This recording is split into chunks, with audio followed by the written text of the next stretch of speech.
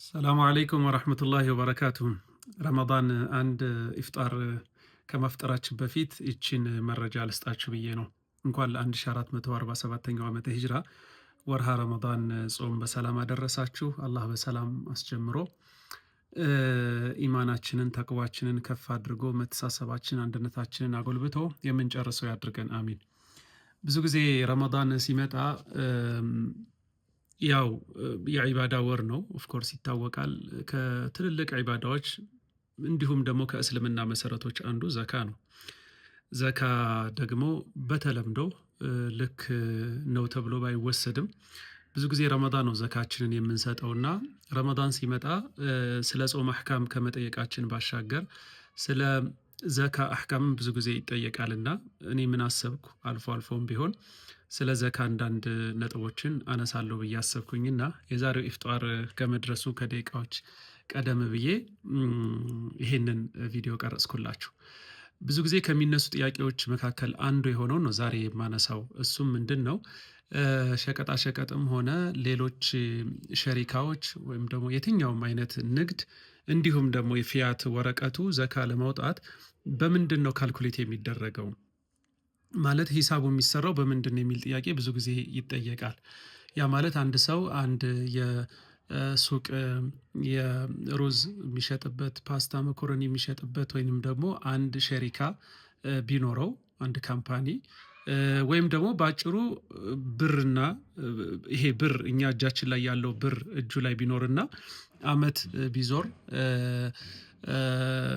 ዘካ እንዲወጣ መሟላት የሚገባቸው መስፈርቶች ቢያሟላ እንዴት ነው ዘካውን የሚያወጣው?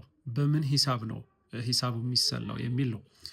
እዚህ ላይ እንግዲህ የዘካ ዓላማዎች ሁለት ነው። ከዘካ መቅሲድ ወይንም ደግሞ ዓላማ መካከል ሁለቶቹ ዓላማዎች ይጠቀሳሉ። አንደኛው መቅሲዱ ሚን መቃሲድ ዘካ የአግንያዎችን የባለሀብቶችን ልብ ከስስት እና መሰል ነገሮች ማጽዳት አንዱ ዓላማው ነው። ሁለተኛው ደግሞ የደሃን ልብ ከሒስድ ከምቀኝነት እና ከጥላቻ ማጽዳት። እነዚህ ሁለት ልቦች ሲጸዱ የማህበረሰብን ትስስር ማጎልበት፣ አንድነትን መፍጠር ይሄ ዓላማው ነው ማለት ነው። ሁለተኛው ዓላማ ደግሞ ደሃን ከድህነት ማውጣት ነው። ሁለተኛ የዘካ ዓላማ ማለት ነው። እነዚህ ሁለት ዓላማዎችን ይዞ ነው እንግዲህ ዘካ በአመት መስፈርቶችን ያሟሉ የተለያዩ ዘካ የሚወጣባቸው ንብረቶች አሉ። 2.5 እንዲወጣ የተደረገው እሱ ግብር አይደለም፣ ራሱን የቻለ ዘካ በሚባል ኮንሰፕት ውስጥ ያለ እጅግ በጣም በእስልምና ውስጥ ወሳኝ የሚባል ተግባር ነው ማለት ነው። ከእስልምና ማዕዘናቶችም አንዱ ነው እንደምታውቁት። ስለዚህ አሁን በአጭሩ ምንድነው ማስቀመጥ የፈለግኩት፣ ዘካችን ኦልሬዲ ሌሎቹን በሌላ ጊዜ እናነሳቸው ይሆናል፣ ግን ይሄ ወሳኝ ስለሆነ ነው። በምን ካልኩሌት እናድርገው ነው አሁን ዋናው ጥያቄ። ዑለማዎቹ ለምሳሌ የፊያት ወረቀትን እንደዚሁም ደግሞ ሸቀጣ ሸቀጥን ዘካ ማውጣት ስንፈልግ በምን ሂሳብ እናስላው ሲሉ 4፣ 5፣ 6 ረእዮች አሏቸው። 4፣ 5፣ 6 ረእዮች አሏቸው። አንደኛው ረእይ የአባ ሐኒፋ ዓለይሂ ረሕመቱላህ ረእይ ነው። ለፉቀራዎች በጣም ጠቃሚ በሆነው ይላሉ፣ በብር ወይም በወርቅ አሊያም ደግሞ በሌላ ነገር ብቻ ለድሃ ጠቃሚ በሆነው ሂሳብ ይሰላ ይላሉ። ብርና ወርቅ የምንለው የማዕድኖቹን ማለት ነው፣ ብር ስልፊያቱን አይደለም። ስለዚህ በሱ ይላሉ። ሌሎቹ ደግሞ በተገዛበት የሚሉ አሉ። ያ ንብረቱ በተገዛበት ካልኩሌት ይደረግ ይላሉ። ለምሳሌ የተገዛው በብር ከሆነ በብር፣ በወርቅ ከሆነ በወርቅ እንደማለት ነው። ሌሎቹ ደግሞ በሀገሪቱ ውስጥ በናኘው ገንዘብ ማለት በደንብ ጥቅም ላይ እየዋለ ባለው ከረንሲ በሱ እንትን ይደረግ ካልኩሌት ይደረግ የሚሉ አሉ። እዛም የተለያዩ ረእዮች አሉ። እነዚህ ረእዮች ማንሳቱ ሳይሆን አሁን በዘመናችን ያሉ ጅምሁር አልዑለማ እስካሁን ድረስ ያስቀመጡት ሀሳባቸው ምንድን ነው? ምክንያቱም እንግዲህ በዘመናችን ያሉ ጅምሁር አልዑለማ ስንል ዘመናችንን የሚያውቁት እነሱ ስለሆኑ ነው። እነሱ ምንድን ነው የሚሉት? አንድ ሰው ሸቀጣ ሸቀጥን ወይንም ብር ፊያቱን ማለት ነው ዘካ ማውጣት ቢፈልግ በምንድን ነው ካልኩሌት ማድረግ ያለበት የሚለውን ሲያስቀምጡ ጅምሁሮቹ በወርቅ ሂሳብ ያስላው ብለዋል። በወርቅ ሂሳብ ያስላው። ልብ በሉ፣ በወርቅ ሂሳብ ያስላው ማለት ምን ማለት ነው? ወርቅ አለ፣ የማዕድኑ ወርቅ አለ። ወርቅ ዘካ ለማውጣት 20 ሚስቃል 20 ሚስቃል መሙላት መቻል አለበት። 20 ሚስቃል ማለት 85 ግራም ማለት ነው። ስለዚህ 85 ግራም ወርቅ ስንት እንደሆነ አሁን አባዙት። እንግዲህ አሁን በጣም ተወዷል የወርቅ ዋጋ። አባዙትና በዛ መልኩ አድርጉት። በዚህ ያውጣን የሚሉት አንዳንዶቹ ከፊሎቹ በብር በማዕድኑ ብር የሚሉ አሉ። የማዕድን ብር ማለት ደግሞ 200 ዲርሃም ማለት ነው። 200 ዲርሃም ማለት ደግሞ 595 ግራም ብር እንደማለት ነው። ይሄን ደግሞ በብር አባዙት ወይ በዶላር አባዙት።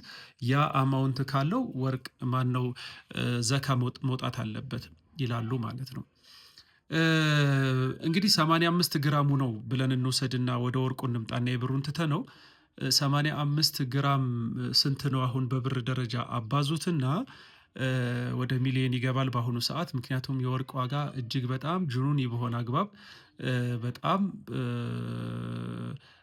ያሻቀበ ያለበት ጊዜ ላይ ነው ያለነውና ሶ በሱ ይሁን የሚል ነው እንግዲህ እስካሁን ድረስ ያለው የጅምሁር ዑለማ ሐሳብ ማለት ነው። በብር እንዳንለው እስከዛሬ ድረስ በመዳቡ በዚህ በማዕድኑ ብር እንዳንለው የማዕድኑ ብር እጅግ በጣም ቫልዩ በጣም አነስተኛ ነው። እስልምና ደግሞ አንዱ ዘካን ሲደነግግ በደሃና በሀብታም መካከል ልዩነት ስላለ ነው ዘካ የተደነገገው። ያ ማለት ሀብታም ብር ያለው ሀብታም ለደሃው ብር ለሌለው እንዲሰጥ ነው። ኒሳቡን በብር እናድርገው ብንል እስከዛሬ በነበረው አካሄድ እጅግ በጣም ምናልባትም በ20 ሺህ በ30 ሺህ ረዛም ላይ ሞላ ይችላል 595 ግራም እስከ ዛሬ የብር ዋጋ 100 ብር ከሆነ በዛ አባዙ ስንት ብር እንደሚመጣ ማለት ነው። ከዚች ብር ዘካ ያወጣ እያልን ነው። ይሄ ደግሞ ነቢዩ ዓለይሂ ሰላቱ ወሰላም እንደነገሩን ሰደቃ ዘካንም ያካትታል። አን ዘህሪ ጊና ነው ብለዋል። ማለት ከሀብት ነው ሰደቃ መውጣት ያለበት ብለዋል። ኢማሙል ቡኻሪም ላ ሰደቀተ ኢላ አን ዘህሪ ጊነን ብለው ሰደቃ ወይንም ዘካ ከሀብት እንጂ የለበትም ብለው እነዚህና መሰል ሐዲሶችን አስቀምጠዋል። ስለዚህ ዓላማውን ሚት አላደረገም ማለት ነው። አሁን በብር እስከዛሬ ካልኩሌት ብናደርግ ኖሮ። ነገር ግን ይሄን እያልኩ ያለሁት በአሁኑ ሰዓት ግን የብርም ሆነ የወርቅ ዋጋ እጅግ በጣም ስላሻቀበ በተለይ አሁን ይሄ ፈትዋ የማን ፈትዋ ነው? የታላቁ ሼኻችን አልዓላማ የኢትሓድ አልዓለም ሊዑለማኢ ልሙስሊሚን ፕሬዚዳንት የሆኑት ዓሊ ሙሕይዲን አልቀርሂዳጊ የእሳቸውን ፈትዋ ነው አሁን እያስቀመጥኩላቸው ያለሁት። ስለዚህ እሳቸው ምን አሉ? አሁን ወርቅ ያለበትን ተጨባጭ አስቀመጡና እሱን እንግዲህ ሁላችሁም ታውቁታላችሁ። አንድ ሱቅ ደውላችሁ የአንድ ወርቅ ዋጋ የአንድ ግራም ወርቅ ዋጋ ስንት ነው ብላችሁ መጠየቅ ትችላላችሁ። ስለዚህ አሁን ባለው ግን በፊዳው ወይንም ደግሞ በማዕድኑ በብሩ ኒሳብ ብንሄድ ይሻላል ብለዋል። እሱም በቀጠር ሲያሰሉት 1000 ካልተሳሳትኩኝ 529 ወይንም 229 ገደማ ላይ ያስቀምጠውታል።